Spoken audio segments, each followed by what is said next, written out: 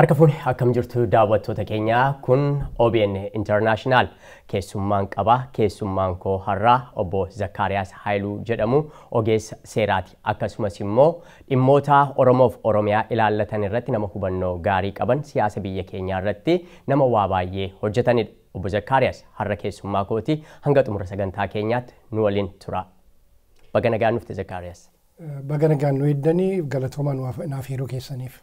Egaa dhimma filannoo fi haala yeroo Itiyoophiyaa irratti haasofna har'a isa dura garuu yaaduma filannoodhaaf demokraasii jedhurraa yookaan ka'umsa nuuf ta'a jedheen filannoof jechi demokraasii jedhu walii isaaniif maali?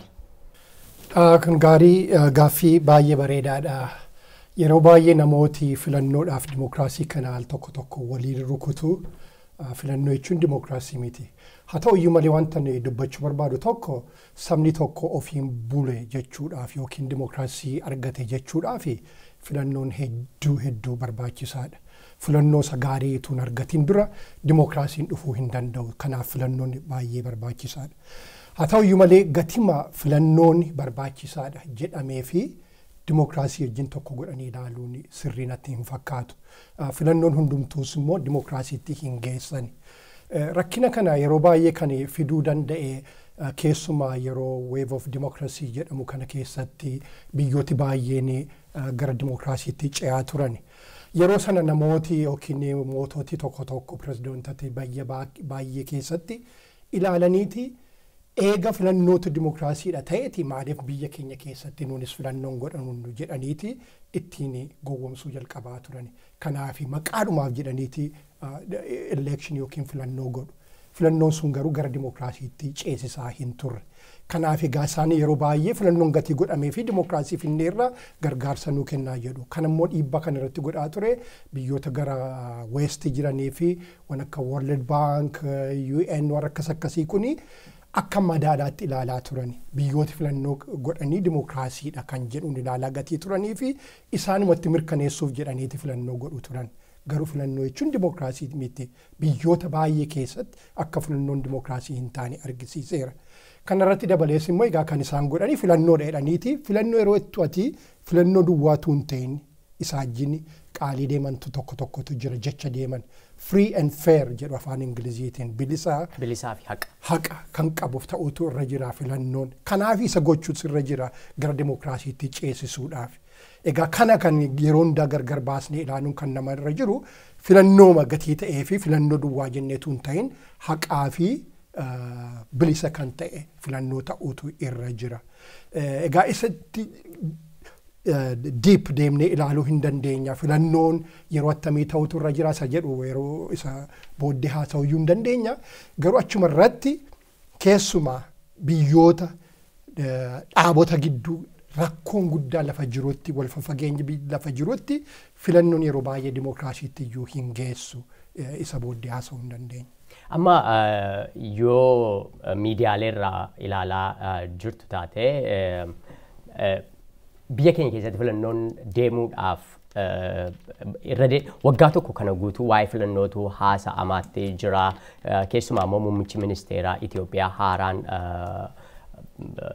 Dr. Abiy Ahmed bulchiinsa koo keessatti biyya kana keessatti filannoo dimokiraatawaa ta'ee bilisaa fi haqa qabeessatu geggeeffamaa yeroo sana harka wal qabnee yoo mo'amee dabarsee laadha kan jedhu irra deddeebi'anii haasa'aa turan. Biyyi keenya haala ammaa keessatti filannoon kun egaa yoo yeroo isaa eeggatee hin geggeeffama ta'e baatii 8 hafe. Haalli biyyi keenya keessa jirtu filannoof mijataadha. Isa egaa gaaffii guddaa nama ka'uun kan irra jiruu fi ammas namooti daddabalanii irra deddeebi'anii karaa adda addaa ilaaluun kan irra jiru gaaffii tamma keessi kun gaaffii bu'uuraati.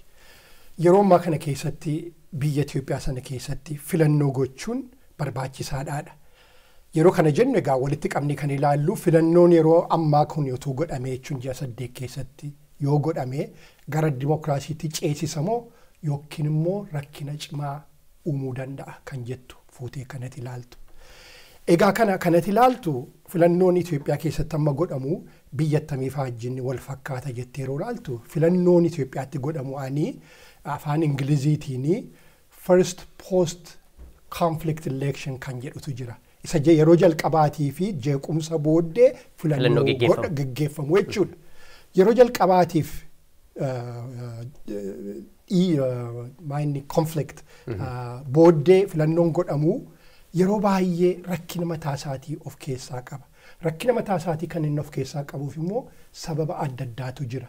Isa namni hundumtuu taa'ee xiinxalee ilaaleeti dhuguma biyya kana keessatti yeroo ammaa kun eega wal jeequmsa booddee yeroo jalqabaatiif filannoonni godhamu kuni nu tarkaanfachiisuu danda'a kan jedhu kana ilaalutu irra jira.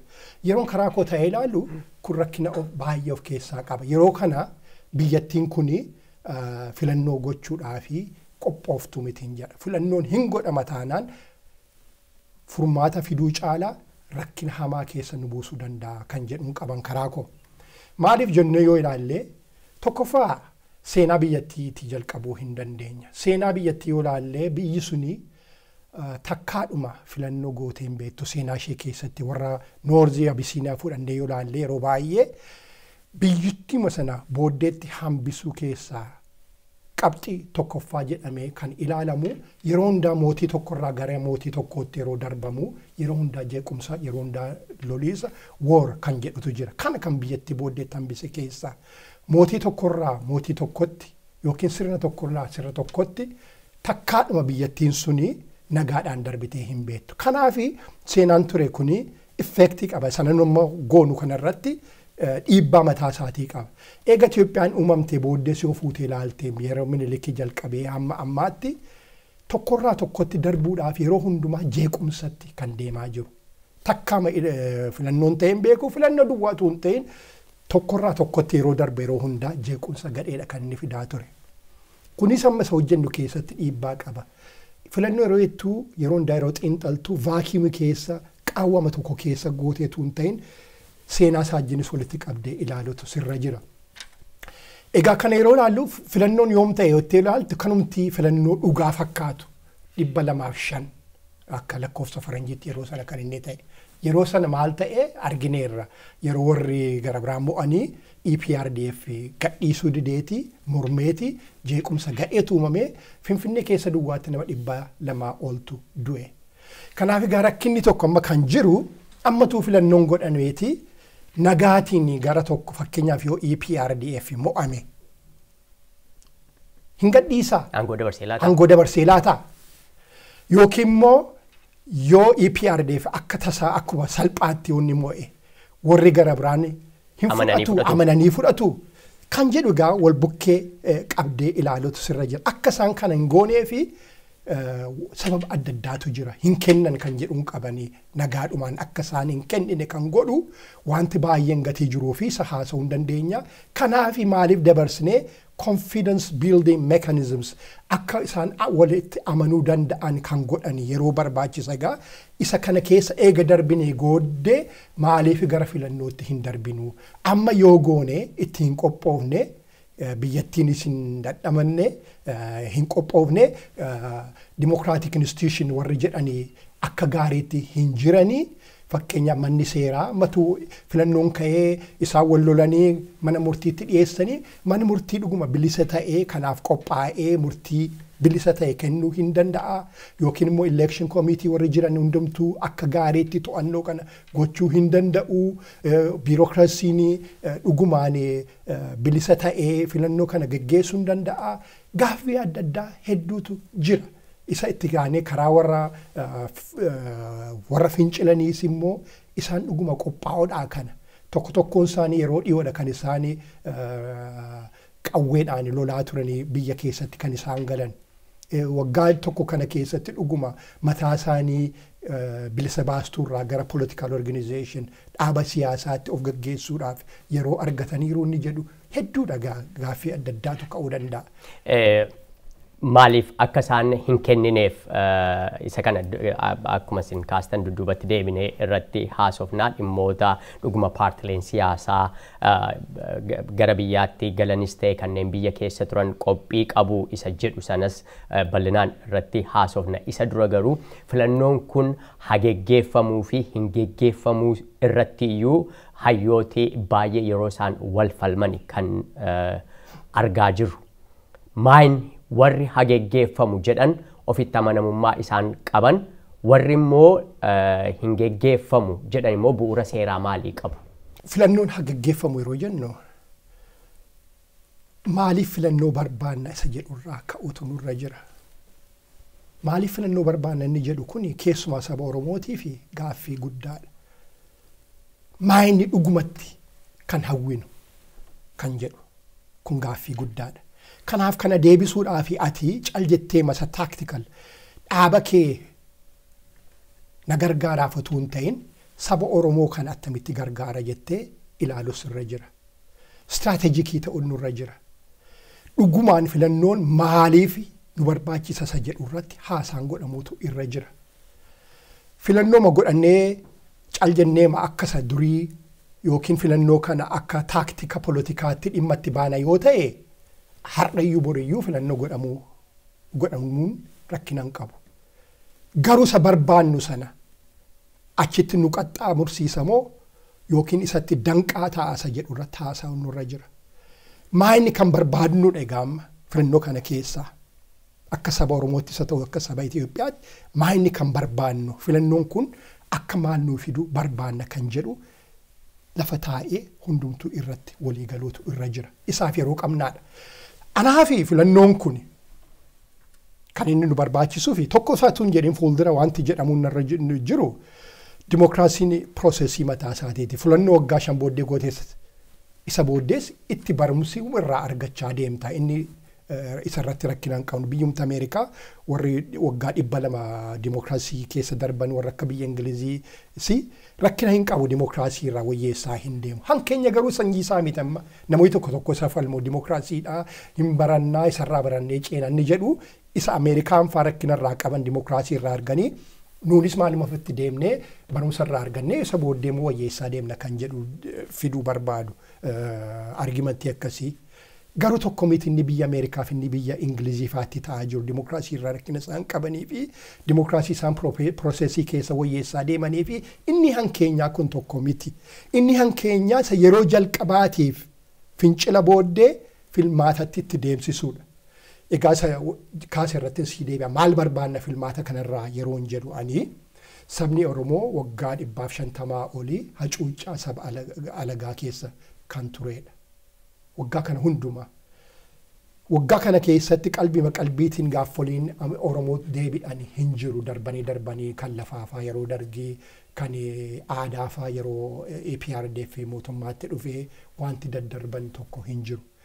Garuu jalqabaa fi bittaan alagaa akka kootti kan nurraa bu'ee waggaa tokko dura. Kanan jedhu yeroo hundaa fakkeenyaaf EPRDF OPDO mataan isaa attamitti uumame yoo jenne OPDO mootummaa TPLFitu akka isaan meeshaa ta'anii saba Oromoo alagaa fi bitan godhameeti kan isaan dhaaban. Amma garuu eega jijjiiramni kun dhufee booddee akka kootti akka laalcha kootti dhugaadhaan fudhadha laalcha kanaa saba Oromoo sabi alagaa bitaa jira jedhee hin amanu. Gadi bu'ee cimeeraa hin cimneen wanti hafu jira wanta hedduu baay'eetu hafa. Garuu akka sabaatti sabni Oromoo yeroo ammaa kana keessa bittaa alagaa jala hin jiru. Yoo laafes yoo dadhabees ofuma isaati malee alagaan nu bitaa hin jiru. Kun wanta guddaadha. Sabni Oromoo yeroo baay'ee kan inni geggeessaa ture qabsoo lama. Tokkoffaa National Liberation Struggle isa jedhatu jira. Ofiin of bulchuudhaaf jedhee qabsoo alagaa jalaa ba'uudhaaf jedhee gochaa ture. Qabsoo dimokiraasiis immoo godhaa ture. Ofaa alagaa jalaa ba'uu duwwaatu hin ta'in, ofiin of bulchuu duwwaatu hin ta'in, ofii kee yeroo bulchitus immoo karaa dimokiraasii, karaa sirna gadaa duriisa ta'uu akkasitti kan inni deemu irra jiru. Kana lamaan wal duukaa finiinsaati kan inni ture.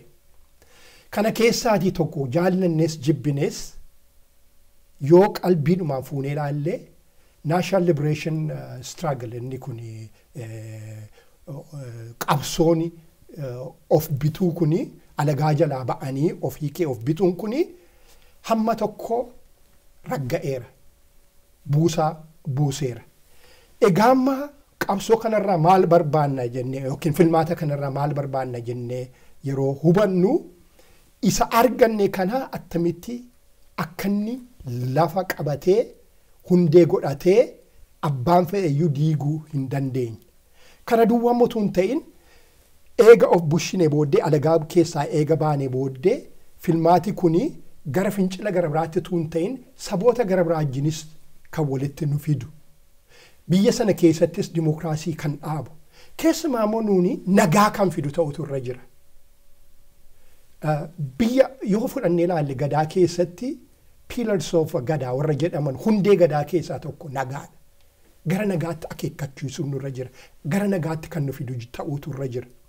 Nagaan immoo mataa isaatiif nagaa duwwaatu hin ta'in authentic nagaa isa dhugaa ta'utu irra jira. Yeroo hin jedhu nagaani waraanti dhibaa duwwaatu hin ta'in biyya keenya keessatti nuun ofiin of bushinee namooti keenya hundumtu nagaa argatanii aadaa keenya dagaagsinee keessumaa ijoolleen keenya warra hojii dhaban hojii argatanii jireenyi namaa wayyaa'u jechuudha nagaa jechuun. Kana kan fidu ta'utu irra jira eleekshiniin kun. Kana alama tokkoon fidatu hin ta'in isaa bu'uura kan oomu ta'utu irra jira. Waan irratti ijaaramu tokko Wanta jiraachuu qaba. irratti ijaaramu hundeesaa buusuutu irra jira. Hundeen kun hedduu barbaachisaadha filmaata isa jalqabaa kana keessatti. Hedduu barbaachisaadha kanan jedhuu fi fakkeenyaaf yeroo nama fooqii guddaa ijaaruu fi namni godoo ijaaruu hundeesaa walqixxee qotaa. Nuuni yoo filmaata itti deemnee akkuma mana godoo lafa ijoolleen sa'aatissitu tokko isa ijaaruu barbaanna taanaan ammumayyuu filmaata gochuu hin dandeenye.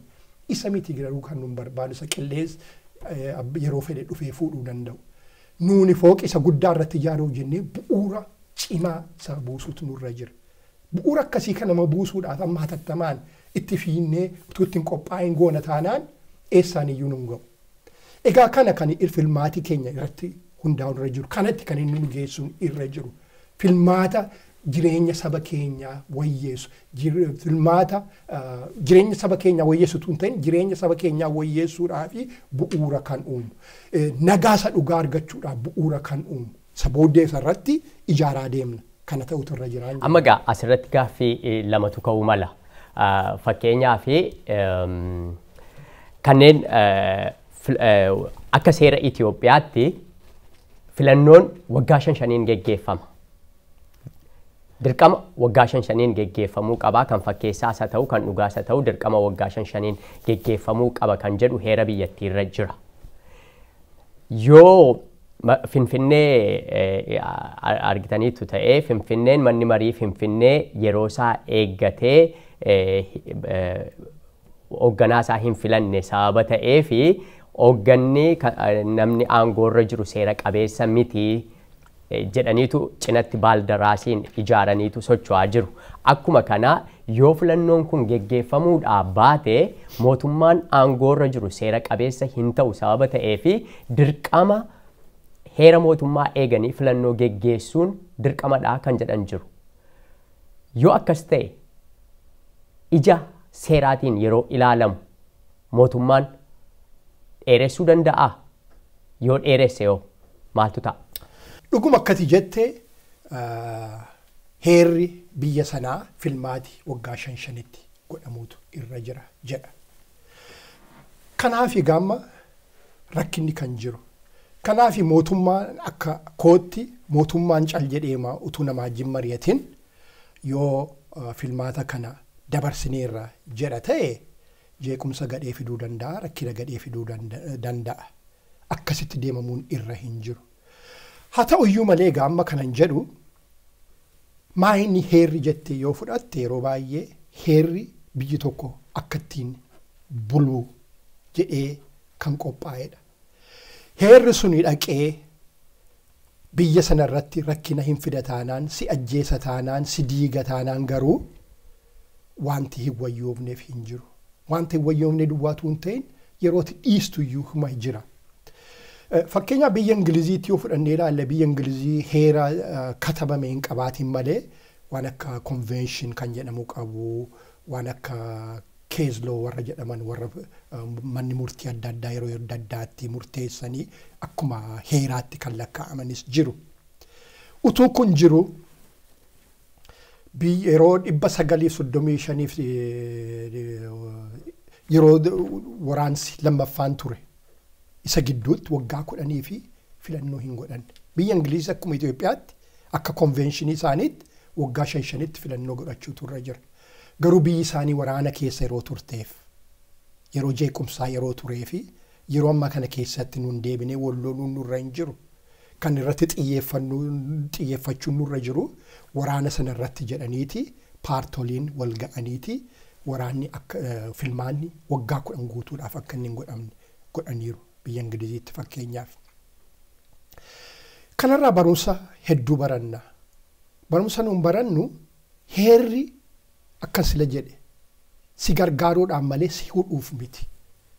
Yeroon kana jedhu ani akka abbaa seeraatti akka barbaanneetti abbaan barbaade ka'ee seera heera jijjiiruutu irra jira utuu hin ta'in yeroo critical ta'e yeroo sodaachisaa ta'e wanti tokko biyya jeeqa taanaan badiisatti geemsa taanaan dubbii waaqarraa dhufe miti kuni dubbii namooti jireenya isaaniitiif uumanidha.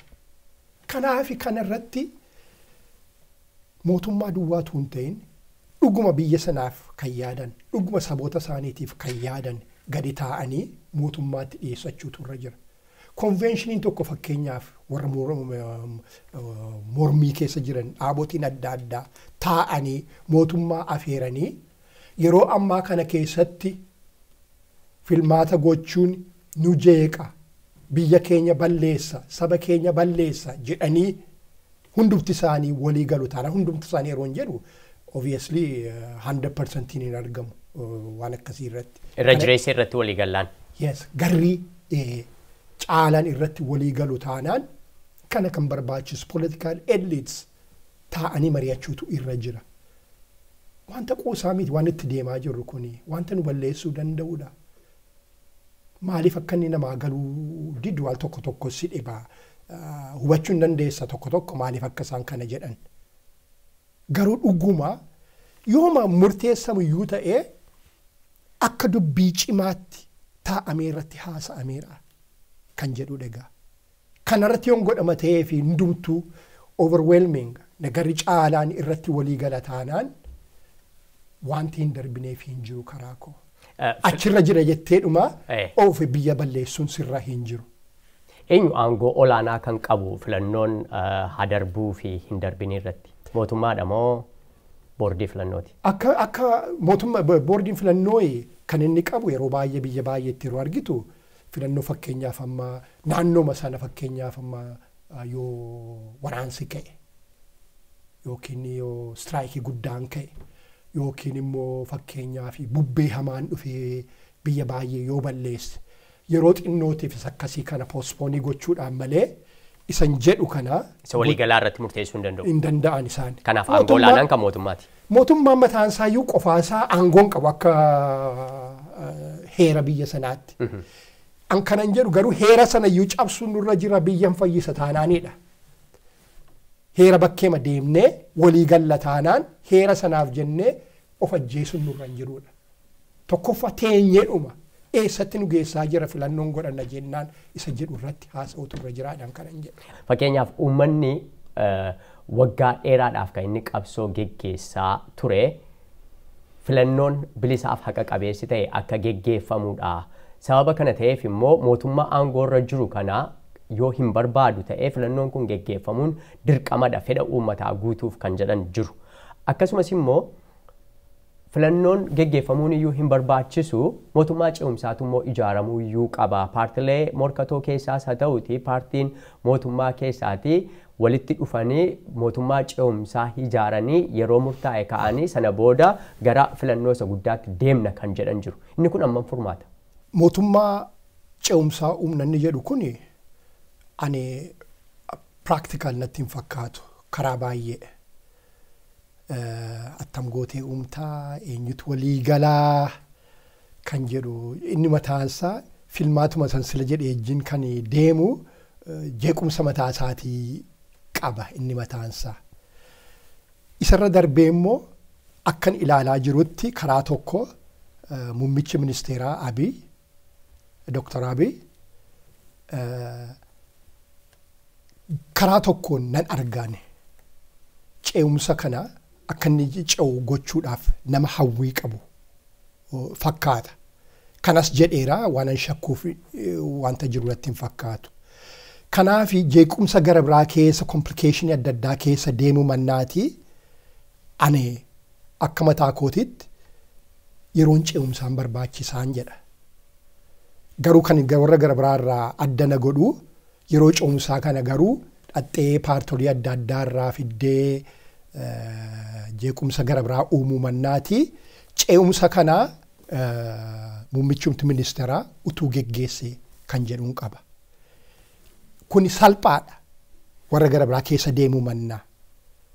Waan amma ammaatti argisiise qeeqii tokko tokko jiraatu malee garri caalaansaa warra biirokraatota adda addaa waan akkas akkasiitti kan godhaa jiran isatti deebi'ee haasa'uu nan danda'a. Ancal jedhee masa bilisa baasuuf ituu hin ta'in waa isaan godhanittis inni gaafatamummaa qaba akka muummicha ministeeraatti. Garuu fedhii isaa nan arganni ceesisuudhaa fi barbaadaa wanta nama barbaadu fakkaata. Waan inni godhe hundumaarraa yeroo arginu. Kanaaf yeroo ce'umsaa kana utuma isatti dhiisnee wanta hojjetamuun irra jiru irratti utuu walii gallee kan jedhuun qaba'an. Egaa yeroo warri gara biraan ani yeroo kana hin hubatu taanaan rakkina jiru kana hin hubatu taanaan mootummaan dhaqee mataa qofaasaa akka inni unilateral act ofiisaatii akka inni hin fudhannee fi initiative mataa isaanii fudhachuutu irra jira. Walii isaanii gidduutti haasa'uutu irra jira.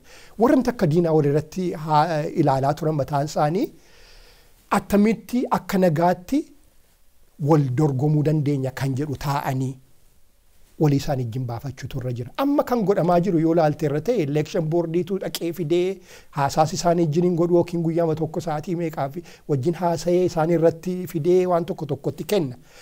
Kana hafuutu irra jira. Kana rakkinni EPRDF amma EPRDF geddarameera jetta karaa tokko karaa gara biraa immoo akkaataan isaan itti waa hojjetanii isa durii irraa wanta wayyaa'ee hin qabu. Namoota adda biraa kan isaanii kan hin taane mari'achiisuu hin beekani. Kuni hafuutu irra jira. Kana kan isaan hambisuun irra jiru.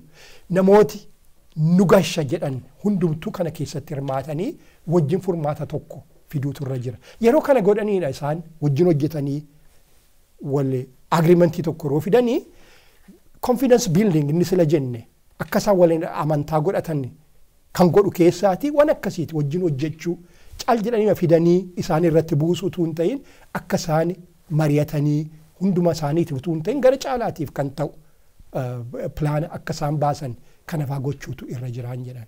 Amma gaa haala kana keessatti mootummaan kan inni yeroo ammaa ittiin komatamaa jiru keessaa inni guddaan mootummaan seera biyyattii kabachiisuu hin dandeenye seera dhablummaatu iddoo adda addaatti babal'ataatti jira.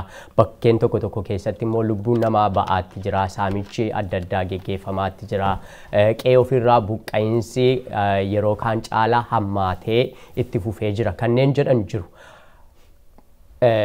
Muummicha ministeeraatiif yeroo ce'umsaa kana dheeressuun rakkoolee amma mul'ataa jiran kana dheeressuun fakkaatu?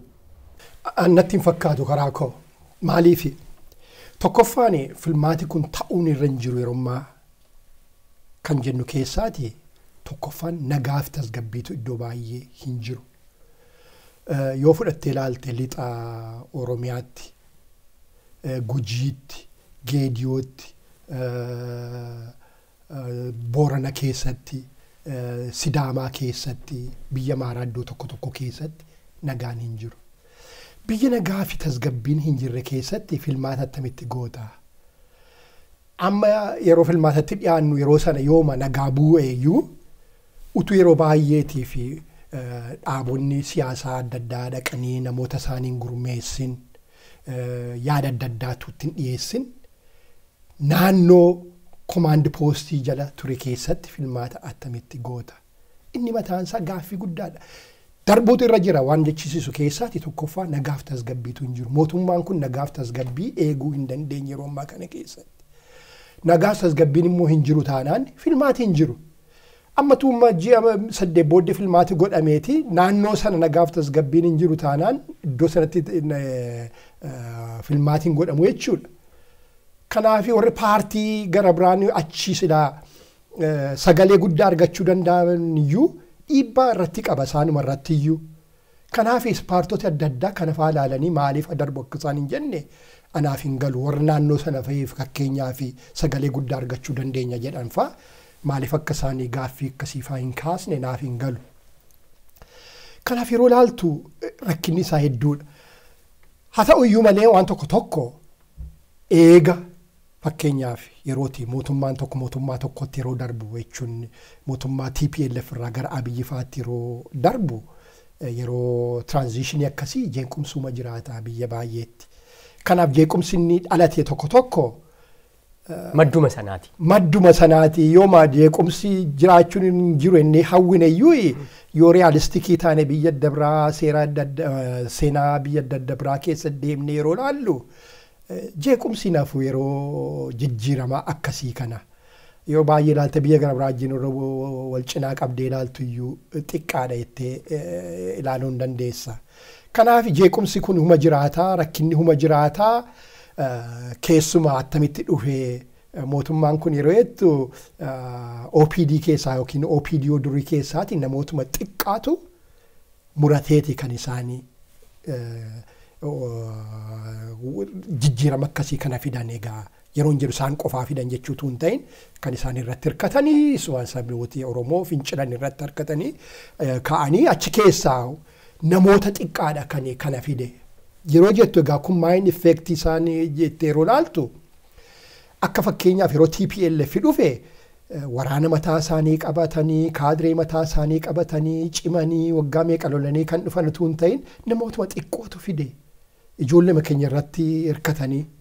Warri OPDO gara biraanii isaanii fi hin ajajamu yaada isaanii guutuutti fudhataniiru are they on the same page jettee yeroo ilaaltu rakkina mataa isaatii qaba. Biirokraasiin immoo dhuguma isaan jedhan kana hojiitti ooshaa jira yeroo jettu hamman biirokraasii kana to'annaa isaanii jala jira yaada isaanii fudhatee jira yeroo jettu gaaffii gara biraadha. Oromiyaa duwwaatuun ta'in biyya Amaaraa immoo attamii isaanii wajjin deema biyyi Tigraay isaanii wajjin deema biyyi gara biraan naannoon gara biraanii yaada isaanii kana guutuutti fudhateera yeroo jettu rakkina mataa isaatii qaba. Kun hundumtu wal ga'ee jeequmsa kana uumaadha kanan sin jechuu barbaadu. Kanaaf egaa jeequmsi kun yeroo keessa xiqqaataa deemaadha kanan jedhu. Kanaaf attamitti gochaa gara ittuma cimsaa deemamuu hin laafisateettu yoo yeroo argatanii kanarratti hojjetanii yoo dhuguma haxxee ta'anii kanarratti rakkina isaanii galee hin hojjetu ta'e waan tokko fudhachuu jalqabaniiru ammayyuu dubbiisuun salphataa deema. Yeroo isaan barbaachisan amma garuu yerootu hin jiruudha kana gochuudhaaf iyyuu. Kanaaf yerooni kan hin salphisa malee itti hammeessu kan jedhuun qaban. Amma yoo mootummaarraa ilaalle mootummaan wanta yeroo isaa eeggatee filannoo kana geggeessuudhaaf kutannoo waan qabu wayii wanta akkasii mul'isaa jira miidiyaarraa akka argaa jirrutti. Gama kaaniin immoo mootummaan kun mootummaa yeroo kam caalaatti iyyuu dinagdeedhaanii baay'ee laaffatee fi gargaarsa biyyoota adda addaa deemamee gaafatamaa jirudha. Sirni ture waggaattan 27 ture saaminsa guddaatu biyyattii keessatti geggeeffamaa ture sababa ta'eef haalli sun mootummaa dadhabsiiseera. Gama kaaniin immoo paartileen siyaasaa filannoodhaaf qophaa'utti jiran iyyuu gara 100 olii ta'u mootummaa dabalatee dinagdee ittiin filannoo kana geggeessu mootummaan kun qabaa yeroo ammaatti.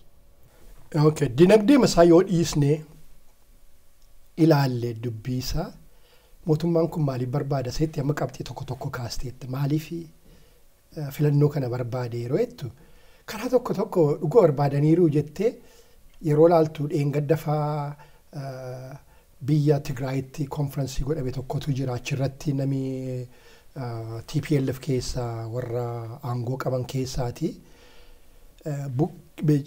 bukkee maqabee dubbateera akka TPLF dhiibbaatti godhee akka mootummaan kun filannoo yeroo manni itti qophaa'etti akka inni godhu nutu godhe kan jedhu fa'a waan akkasii fa'a hintii kenneera. Egaa isa booddeetti deebinuu haasa'uu hin dandeenya maaliif hunduma keessaa TPLF akka filannoon kun dafee ta'uu barbaade inni jedhu gaaffii mataa isaatii yoo qabaate iyyuu akkuma mootummaatti mootummaan kun immoo maaliif filannoo kana barbaade jettee yeroo ilaaltu Kuni biyya Itoophiyaa duwwaatu tun ta'in biyyoota jeequmsa booddee gara filannootti deeman yoo ilaaltu al tokko tokko mootummaarra inni ture dhaabi yeroo baay'ee dafee akka filmaatti godhamu barbaada. Sababi isaa tokko keessaati advaanteejii qaba mootummaarra inni ture dhaabi tokko yaa warra gara biraa caalaa horii qabaa. Warra gara biraa caalaa istiraakcharii qabaa. Warra gara biraa caalaa beekannoo qabaa namooti gara biraan beeku. Kanaaf jedheeti jarjartiidhaan warri gara biraan immoo qophoofne ta'a yeroo baay'ee. Kana gatii beekanii fi jarjarsuu barbaadu akka filannootti jarjaran kan godhu keessaati faaktarii inni tokko incumbency advantage jedhu afaan warra Ingiliziitiin turannooma keessaati mootummaarra turuu keessaati. Advantageeti argatu tokko tokkotu jira. Ishee dafanitti dhimma ba'uudhaaf jedhaniiti godhu karaa tokko tokko kanaaf jarjarsu. Karaa gara biraa immoo ilaalte warri OPD keessa jiran warri gajjallaafaa jiranii isaanis akka dafee ta'uu barbaadu himmoona kan jedhu abdii gatii qabanii fi maaliif immoo kennan jettee ilaalte fakkeenyaaf warra tiim lammaa kee bakkee jiran yoo ilaalte baay'een isaanii biyya Itoophiyaa sana keessatti kan nama gaddisiisu yeroo dargiitti jalqabee steetiif gaavarmentii wal makuu duwwaasuutu hin ta'in paartii fi gaavarmentiinis wal makeera. Qabaleetii jalqabee hamma guddaatti hamma gubbaa sanaatti kan taayitaarra jiru hundumtuu kan isaan taayitaa argachuu danda'anii fi baay'een isaanii beekumsa isaaniitu hin ta'in dhaabata sanaa fi gatii membarii ta'aniif. Isuma beeku taayitaan suni humna duwwaatu hin ta'in diinagdee kennaa fi kan isaan achirra yaabanii gatii beekumsa qabaniif yookiin gatii waan gara biraa hojjechuu gatii hin dandeenyee fi asumaaf achi jedhanii taayitaa sana qabanii ittiin sooromanii eenyutu kana dhiisee deemuu barbaada. Yoo achirraa bu'anoo hammina gadheetu itti dhufaa. Kanaaf jedhanii hamma danda'ametti paartiin isaanii akka mo'u barbaadu. Paartiin isaanii akka mo'u yeroo barbaadan immoo sabattiin gargaara paartiin meeshaadha sabattiin gargaaruuf tuun ta'in dhimma mataa isaaniitiif jedhaniiti. Gaaffii jireenyaa fi du'aatii namoota baay'eetiif warra baay'ee ittiin sooroman kanaaf. Kanaaf amma danda'ametti kan isaan ilaalanii attamitti dafnee filannoo kana goonee taayitaa irratti hafnaadha. Kuni rakkina isa guddaadha biyya sana keessatti. Kanaaf isa duwwatutu kanaafin egaa amma filmaata sana tuun dhaqin kanayyuu akkatti rizoolvii goonu waggaa baay'ee nu barbaada jechuun waggaa hamma shaniitti nu barbaada. Kana of keessaa calaltee baasuun iyyuu. Kanan gootu taanaan akka filannoon sunii bilisa taanayyuu warra godhan keessaa isaan tokko. Gaaffii du'aaf gaaffii jireenyaati isaan. Asirratti ergaa kana kaastaniiti namootuma muraasa gara gubbaa jirantu jijjiirame malee sirnuma kanaan dura turetu jira. Caasaasaa amma gara gadiitti iyyuu ODP'n gadi bu'ee caasaasaa hedduu hin jijjiirin jira. Namoonni ammayyuu warri gara gajjallaa jiran komataatti jiru aanaalee godinaalee hedduu keessatti. Isaan kanaan qabatee yoo gara filannootti seene ammam ofitti amanamummaa qaba injifachuudhaaf. Isa lamma gaaffiin tokko. Amma yoo ilaalte warri mootummaa advaanteejii qabna jedhanii miskaalkuleetii waan godhan natti fakkaata wanta mo'anitti fakkaata warri gara biraan hin qophoofne maaloo jedhu. Garuu immoo ofii isaanii gatiin jijjiirreef gara gajjallaatti ankaraa koo namooti gara biraan hamman wanta filanii natti hin fakkaatu keessumaa kutaa tokko tokko keessatti. Kutaa gara biraadha kan isaan hawwatanii gara biraa immoo saboota gara biraa wajjin quunnamtii qabnuun himmoona kan jedhudha yooma naannoo Oromiyaatti illee injifatamne warra gara biraa wajjin ko'aalishinii adda addaa uumnee isa biyyoolessaa kana mo'uu hin dandeenya kan jedhu yaadatu qaba kaasu. Karaa gara biraa immoo yoo ilaalte Filiippisaa immoo ilaalte isuma ammatti kaaste kanaaf OPDO warra gajjallaa jiran kana namoota hin jijjiiramne dur warra nuun cunqursaa ture jedhee namni gatii ilaalu isaan hin filu gatii jedhanii fi dhaabotiin adda addaa immoo yeroo kana keessaatti gatii sabiin fillee fi dafnee filmaatatti deemnee mo'uu hin dandeenya kanaaf filmaatatti fiignu irra jira kan jechisiisu keessaa immoo qabxiisa kana warra gara biraa akka isaan fiiganii filmaata amma godhamuutu irra jira yeroo jedhanii himmoo nagatii jedhanii yaadanii fi sabii warra ODP warra durii kana warra gajjallaa jiru hin filu kanaaf nuti abdii qabna himmoona kan jedhu ishee dhiphoo kana duwwaa laalaniiti isaanis. Egaa amma eenyutu mo'uu pooliin gatii biyya sana hin jirree fi baroonsi rakkisa. Wanti ifatti beekamu hin jiru. Gama biraan qaamni akka filannoon kun geggeeffamu barbaadu amma walgahii bakka biraatti taa'ame silaa kaastee turte achirratti amma heeraa fi federaalizimii biyya keenyaa tiksuun dirqama nurra jira kan jedhu mata dureen walgahii isaan irratti taa'aa turanii. Qaamni walgahii kana abbummaadhaan geggeessu kun qaama waggaa 27 aangoorra turedha. Yeroo adda addaatti gaaffii uummati gaafachaa tureef madda rakkoo kan ta'e qaamuma kanadha. Har'a immoo galagalee qaamni kun heera biyyattii, seera biyyattii fi federaalizimiidhaaf abukaattoo ta'ee bifa ittiin achii as ba'aa jirutu argamaatti jira. Fakkeenyaaf dhimmi Sidaamaa dhimma ijoo tokkodha. Dhimmi Sidaamaa dheengadda erga jijjiiramni kun dhufee wanta ka'e utuu hin taane waggoota dheeraadhaaf waan achi turedha. Qaamni har'aa federaalizimii biyyattiitiif abukaattoo ta'ee achi as ba'e kun gaaffii kana gaaffii uummata Sidaamaa ofiisaatii deebisuu hin danda'a ture. Garuu yeroo sanatti madda rakkooyyuu kan ture har'a yeroo deebi'ee ofiisaatii isa kanaatiif abukaattoo ta'ee achi as ba'u inni kun maal agarsiisa biyyattii keessatti? Kun baay'ee karaa tokko nama ajaa'ibsiisa. Hunduma caalaa heera kanaaf nutu dhaabbata warri jedhanii amma iyyan kun hunduma caalaa heera kana kan cabsaa ture isaanuma. Kanaaf yeroo ammaa kana keessatti maaliif ba'anii hunduma caalaa heera kanaaf iyyu yeroo jennu gara qulqullummaadhaan ilaaluun nama rakkisa. Maayinni yaada isaanii booddee kan jedhu kana ilaaluu nama feesisa. Dhuguma heera kana jaallataniiti hunduma caalaa inni jedhu gaaffii keessa galuutu irra jira. Karaa tokko kan isaanii heera kan itti tuqamuun irra hin jiru jedhanii fi hunduma caalaa heera kana nutu uumee abbaan heera kanaa nu'i kanaaf heerri kun hin tuqama taanaan leegasii keenya itti bu'anni jedhu jira karaa tokko dhugumayyuu hunduma caalaa kan keenya kan jedhu kana qabu.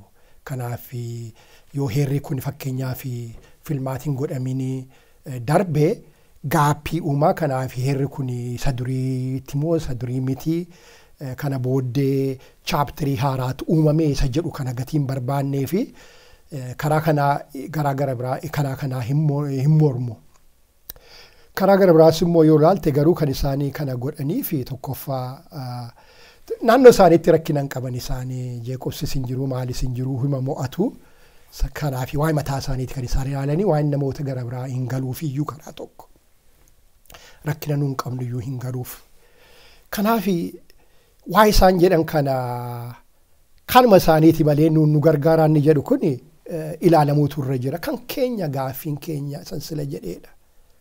Nuuni cunqursaa waggaa meeqaa keessaa baanee yeroo itti dimokiraasii dhugaa barbaadnu isaan dimokiraasii dhugaa tun ta'in maqaaf godhamuu barbaaduu hin danda'u. Bu'uura akkasiiti kan nuun barbaadnu isaanis akkasii dhimma hin qabani. Kanaaf gorsa isaanii irraa wanta argannu natti hin fakkaatu waan akkasii irratti nuumti haala mataa keenyaa ilaallee isa kamtu nu fura kan jedhu irratti kan xiyyeeffachuun nurra jiru. Ammayyuu taanaan nuuni waan baay'eetu nu hafaamnuuni karaa tokko mootummaan alagaa kan nu bitu hin malee dhiibbaan waggaa 150 akka waggaa 2-3 hin ba'u waggaa 10 hin ba'u wanta baay'eetu nu hafa. Nuun immoo filmaatuma godhannee fakkeenyaaf akka Saawud Afrikaa yoo fudhattee ilaalte filmaata waggaa 20 meeqa amma gurraachi eega mootummaa mataa isaatii qabatee adii ofirraa buusee waggaa meeqa garuu jireenyi gurraacha wayyaa'eeraa ammayyuu ikoonomii sana eenyutu doomineetii godhaa jettee yoo ilaalte baay'ee wanta si gaddisiisu ta'aa jira biyya sana keessatti.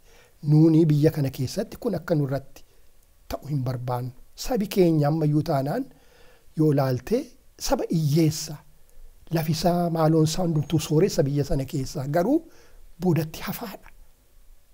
Rakkataadha.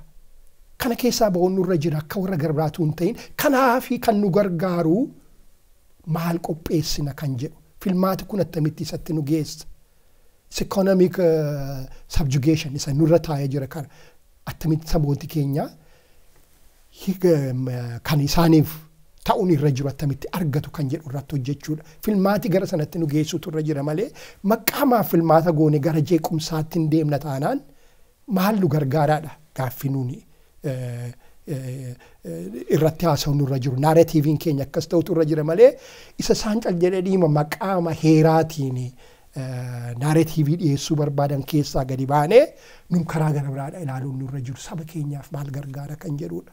Yeroo hundaa isaan ajandaa nu baasanii ajandaa isaaniitiin deemnee murteessutu hin ta'in nun ofitti deebinee of gidduu keenyatti haasofnee ajandaa mataa keenyaa duwwaatu hin ta'in ajandaa biyya sanaafis furmaata fiduu danda'u qopheessuun nurra jira.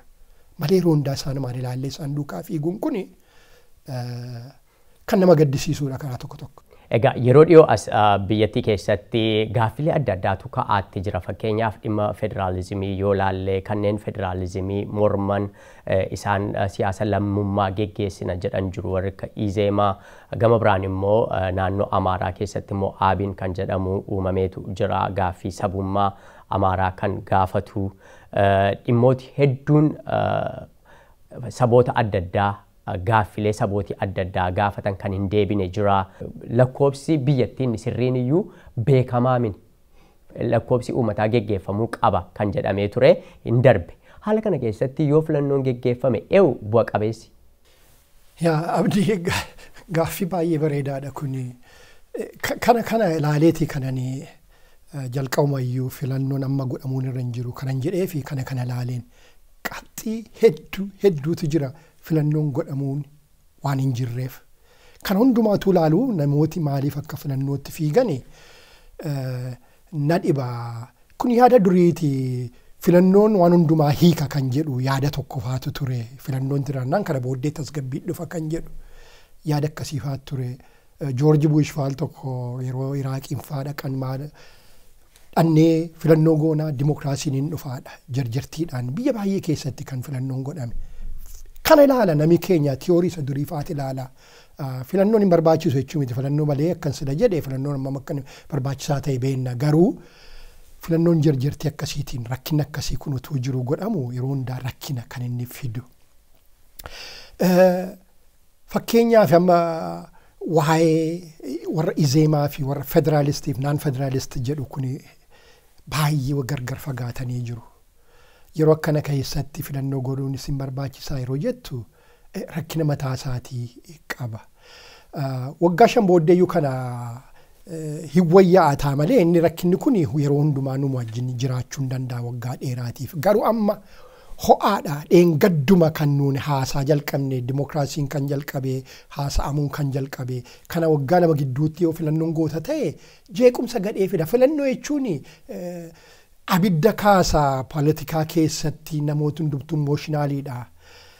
Kanaaf yeroo ittiin qophaa'in akkasii keessatti deemuun jeequmsa mataa isaatii gatii qabuuf godhamuun irra hin jiruudha. Yeroo barbaachisa garuutu yeroo hin jiraatee eega haasaan godhame booddee yoo filannoon godhame it's easier. Inni kuni gaaraantiid jeequmsatti deemna. Waggaa 5 booddee gaaraantiin jira gaaraantiin hin jiru garuu probabilitiinsa hin xiqqaataadha. Yeroo kan jeequmsatti geessuunsaa yeroo sana wal barteettaa haasofteettaa maalirratti akka wal dorgomtus beektaa kan hundumtuu egaa wayyeeffattee booddee yerootti filmaatatti deemtu isa wayya. Garuu nammaa kun abbaa fedheefuu hin ta'u jeequmsatti deemaadha. Fakkeenyaaf waa'ee heeraa. Heerri suni nun ilaallatu nun keessa sin turree godhamuun baduu turre hin jiratu filmaatatti hin deemin kan jedhamu jira. Ankaraa kooyi heera kana keessatti eenyutu hirmaate murteessuu isaa keessatti yeroo jedhu namooti keenya tokko Oromoon keessatti hirmaateera hundumtuu hirmaateera hin jedhu. Ankaraa kooyi akka gaariitti abbaan fedhiyyuu keessatti hin hirmaanne hin jedha. Karaa masaatii EPRDF gogogomsaadhumaan malee yeroo sana fakkeenyaaf OLF faayyuu hin turre yeroo inni diraaftidii ta'u faa namoota xiqqaadha kan keessatti hirmaate. Kanaaf heerri kun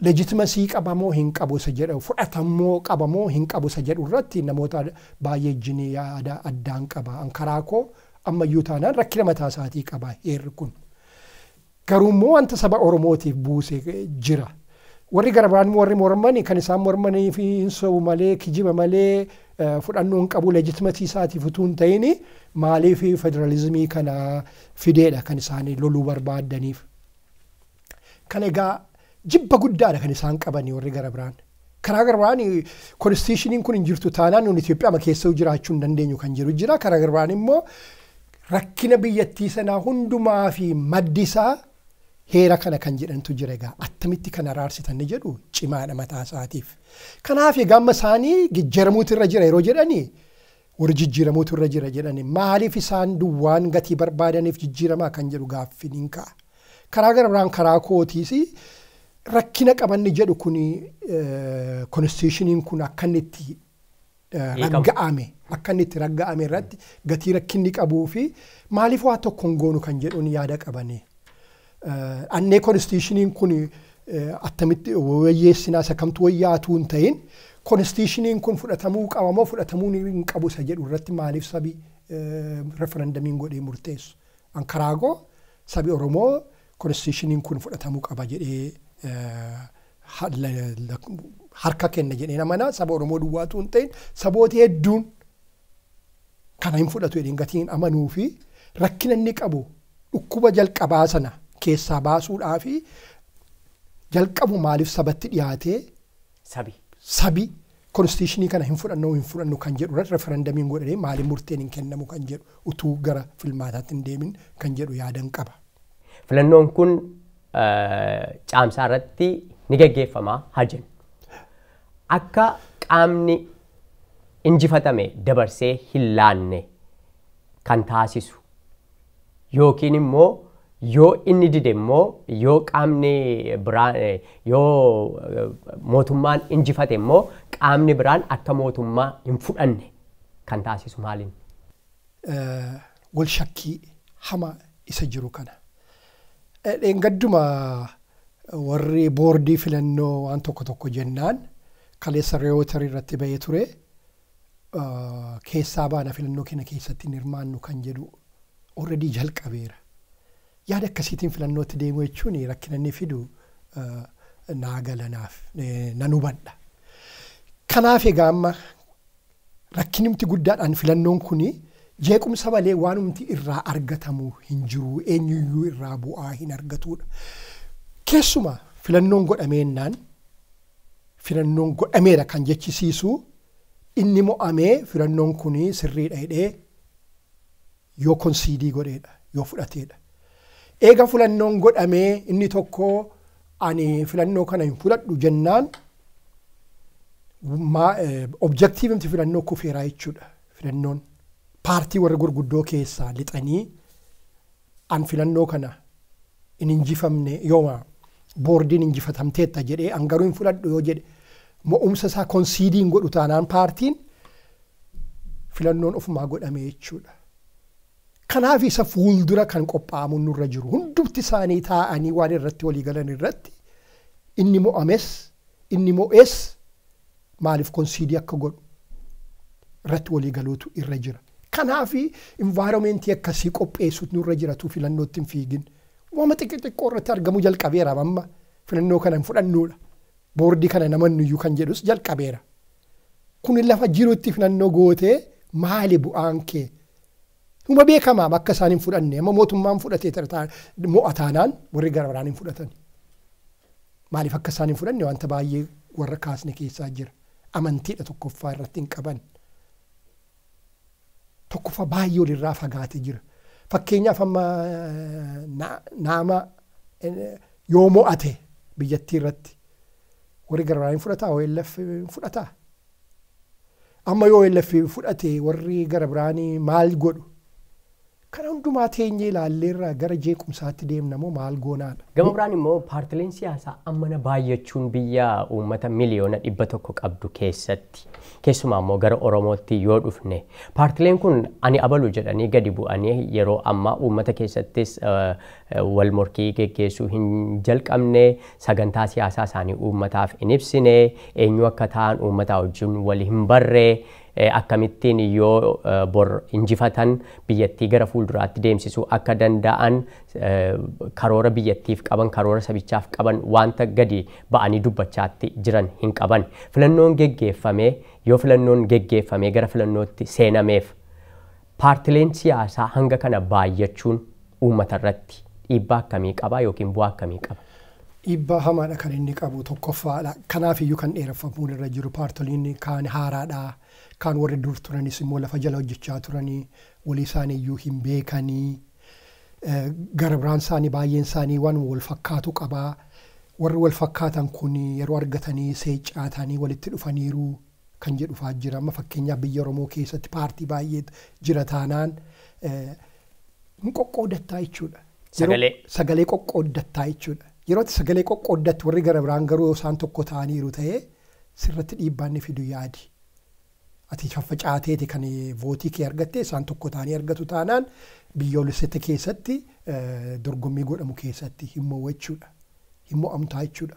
Otoo sabii kee mo'uu dandeessu. Gara biraan yoo ilaalte rakkinuma baay'eedha. Amma EPRDF dhuguma paartii tokko dhaaba tokko jettee yeroo ilaaltu mataasaa rakkina mataasaatii qaba. Hin fakkaatu. Yoo fakkeenyaaf naannoma filannoo sanatti fakkeenyaaf TPLF keessaa ba'ee OLF wajjin dhaabbatee yookiin nama wajjin dhaabbatee wanta jeequmsa fidanii hedduu lafa kaa'uu dandeenya. Kana hundumtuu seecaamuu barbaada. Yeroo barbaada kun immoo seecaatee keessaa baastee ngulultee maal jedhu ingulaaltee kana hundumaa ilaaluudhaaf yeroodha kan inni si barbaachisu. Kanaaf egaa kana gochuudhumaaf iyyuu yeroon hin jiru. Ji'a 8 keessatti kan hundumaa gochuun dandeessaadha gaaffiinsa. Amma gara xumuraatti yeroo finnu ammannaa filannoo kana ka'anii haa geggeeffamu iyyuudha pirezidenshaalii goonaa jedhame. Maaltu ta'a? Tokkoffaa isa gochuudhaaf egaa amma kaawwanniin hin jiru seerri hin hayyamu. Seerri mataasaa kan hayyamu paarlamentarii dimookiraasiidha biyya sana keessatti. Biyya akka Itiyoophiyaa kanaaf immoo pirezidenshal eleekshiniin gaariidha yoo jette caalaamayyuu hamaadhaan jedhan karaa tokkoffaa. Fakkeenyaaf amma yeroo paarlamaa eleektii gootu namootuma kee naannoma sanatti isaanumatu wal dorgomaa. Presidential election jechuun nama tokkoof biyyoolessa guutuutti filannootu geggeeffame jechuudha. Hammam akkan intensii ta'u eleekshiniin isaa hubachuu hin dandeessa. Keessumaa biyya akka Itiyoophiyaa kana keessatti neeshaniidhaan adda adda hirame keessatti namoota tokko jiru by the way kun political science keessatti kan baay'ee namoota wal falmsiisudha. Gatii pirezidentiin tokko hundumaa hundumtuu biyyi saba hundumtuu filuu fi namni tokko gatii jiruu fi biyyi hundumtuu akka dhufee isaa wajjin dhaabbatu biyya walitti fidaa tokkummaa fida kan jedhanii jiru. Garuu namoota xiqqoodha warra akkas jedhan. Warri gara biraan garuu biyyoota keessumaa wal loliisi jiruuti keessatti wal dhibbeen jiru keessatti aadaan gargar faca'ee keessatti nama tokko filachuun jeequmsatti geessaadha kan jedhan. Intensiidha. Eenyuun filaa yeroo hundumaa wagga 5 rakkina hamaadha kan inni fidu. Iddoo tokko kanatti filtu jechuudha. Nama tokko kanatti filtu. Aangoonni qabus aangoo guddaadha. Aangoo kan hundumaa dabarsitee nama kanatti kennuudhaaf biyya wal jeequmsi jiru adda addummaa guddaan jiru keessatti wal ta'umsatu hin ta'in yeroo baay'ee seenaa keessattis kan argame jeequmsatti kan inni geessu. Kanaaf ta'uun irra hin jiru paarlamentarii dimookiraasii wayya kan jedhan jiru waan akka leepaart fa'aa kan jedhan namooti baay'een kan irratti kan barreessan jiru. Kanaaf karaa koo pirezidenshal eleekshiniin biyya sana jeequmsatti yeroo jalqabaatu hin ta'in keessumaa wagguma 5 bara baraan nu biraa kan hafne jeequmsa geetti geessa kanaaf ta'uun irra hin jiru jedha. Egaa jalqabarraa kaasnee dhimmoota hedduu irratti haasa'aa turre dhimmoota hedduu tuttuqneerraa gara xumuraatti mee walitti qabame furmaati biyyattiidhaaf ta'u yeroo gabaabaamatti furmaati biyyattiidhaaf ta'u maali? Nan hawwatuun furmaata kana jedhee dubbadhee achumaan nuftu duukaa bu'ee furmaata biyyatti kennuuf danda'u. Abbaan fedhe furmaata namni qabu natti jira natti hin fakkaatu. Garuu kan godhamuun irra jiru jalqaba rakkina keenya identify gochuudha. I think Einstein natti fakkaata sa'at tokko qabda taanaan rakkina tokko hiikuuf yookiin biyya tokko fayyisuudhaaf maal goota jennaan daqiiqaa 55 rakkinicha identify godhee kana booddee solutionidhaaf daqiiqaa 5 waan akkasii jira. Version adda addaati kan jiru. Teenyeenuma hubachuun nurra jira wanta nutti dhufaa jiru rakkina nuun qabnu kun maalinni kan jedhu. Tokkoffaa mootummaan isa akka durii hojjetu kana dhiisee nutis ni beekaa furmaata biyyattii sanaaf nu qabasa jedhu kana dhiisee mari'achuutu irra jira.